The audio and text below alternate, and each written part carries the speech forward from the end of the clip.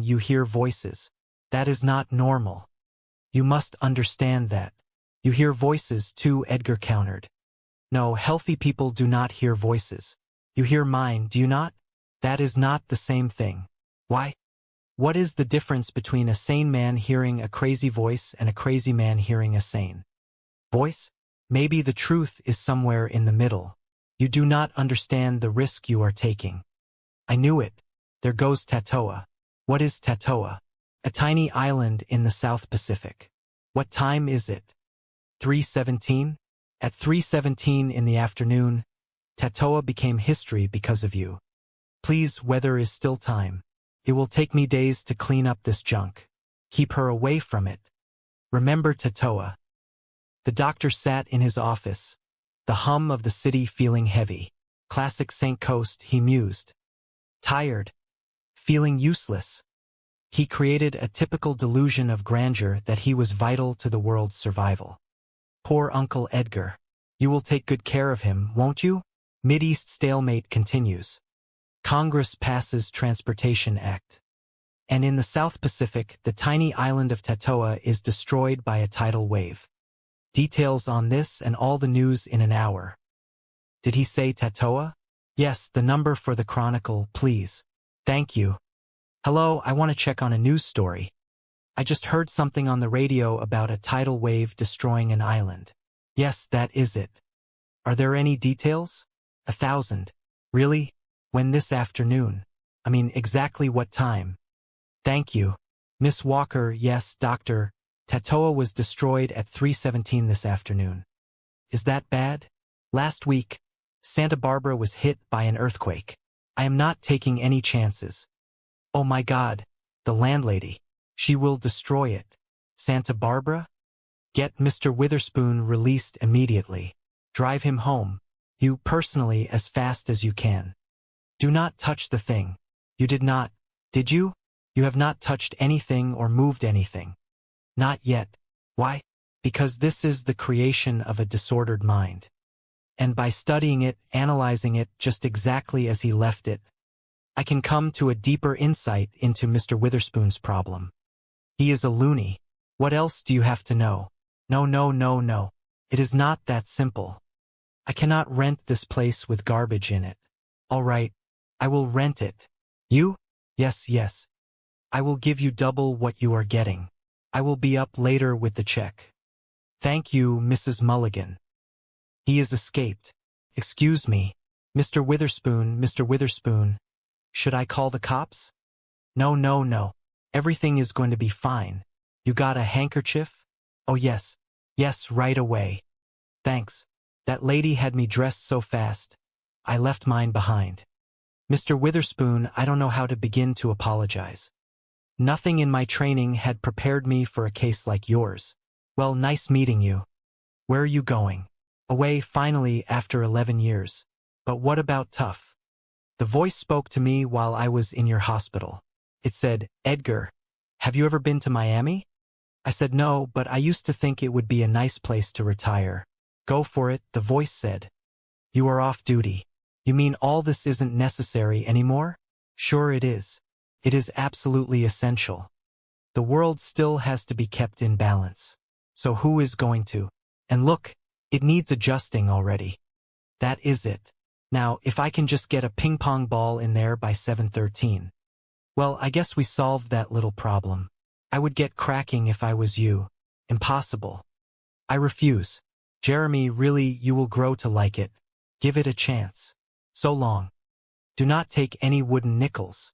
Unless you really need them, of course. Mr. Witherspoon, no, a tambourine, the doctor said, his own eyes beginning to scan the room with a newfound, frantic intensity. I have to find a tambourine right away. Can you help me? Do you know where I can find a tambourine? If in the next few months you notice that there has been a spate of catastrophes, or things are just not going right, remember that Edgar Witherspoon's replacement is learning how to make some precise adjustments.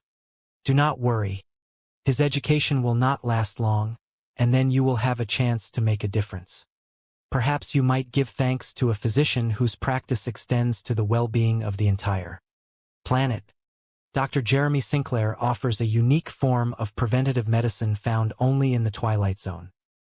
The city hummed with the indifferent rhythm of a Tuesday afternoon, a stark contrast to the singular, frantic energy vibrating within the walls of a nondescript apartment building. Mrs. Milligan, a woman whose patience had been worn paper-thin by years of managing property, stood in the hallway, her expression a mix of exhaustion and genuine alarm. She was not alone. Beside her stood Dr. Jeremy Sinclair, a man whose professional demeanor was currently struggling to contain his growing bewilderment. "He is crazy," Mrs. Milligan insisted, her voice tight with frustration. "That is what he is. A loony. A nutcase. A genuine wacko. Uncle Edgar is always looking for things."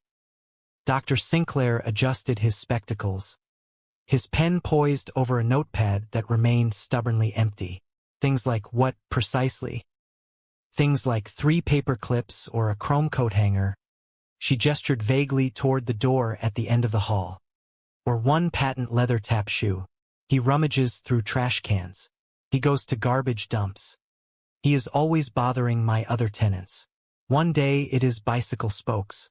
Then it is baseball cards. And who do the tenants complain to?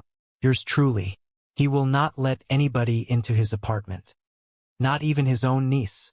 All that junk he is collecting, it is a fire trap. He could hurt himself. And other people. Namely me. He needs your help." She stepped closer, her voice dropping to a conspiratorial whisper. "Yesterday he wanted a yo-yo. By 6 o'clock. And last week, pieces of broken dolls. Heads, arms, legs. Please do something, doctor. Please, for his sake. And ours, of course. His bell does not work." The doctor moved toward the door, noting the absence of any sound from within. He knocked firmly. "Ah, Mrs. Milligan," he murmured, peering at the brass handle. "I think he has disconnected it. Down there in the basement." "Oh, thank you." "Thanks anyway, Mr. Pilchick," the woman sighed, turning to a neighbor who had just emerged from an adjacent door. The man in the hallway blinked, confused. "But I already found a brass thimble." "You are not Mr. Pilchick," the doctor corrected gently. "I am Dr. Jeremy Sinclair. May I talk to you, Mr. Pilchick?" "Some other time, perhaps," the man muttered, already turning back to his own preoccupations. "I have to look for a doll's head." One old man, trapped in a private world of irrational urgencies. For Dr. Jeremy Sinclair, it was an all too common sight. But Edgar Witherspoon was a most uncommon old man, possessing a secret that reached out to the 4 corners of the earth, as the good doctor was about to discover.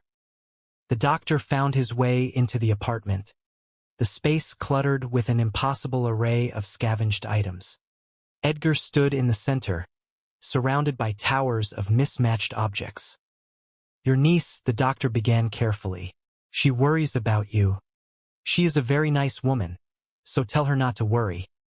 "See, a simple solution," Edgar replied, his eyes darting toward a shelf stacked with odd trinkets. "Thanks for coming. It has been a pleasure meeting you. But I have to get on with my work." "Your work? I bet you would like to know what it is, would you not?" Edgar asked, a strange light dancing in his eyes. "Yes," the doctor admitted. "Wrong answer," Edgar chuckled. "You see a doll's head here anywhere?" "You mean like that?" The doctor pointed to a shelf. "Ah, too big. Also brunette. I need blonde. And I need it in 5 minutes." "And what for? You want Santa Barbara to fall into the ocean? Then stand aside, sir. Stand aside." The old man scrambled toward a collection of wires and wooden blocks, his hands moving with surprising dexterity.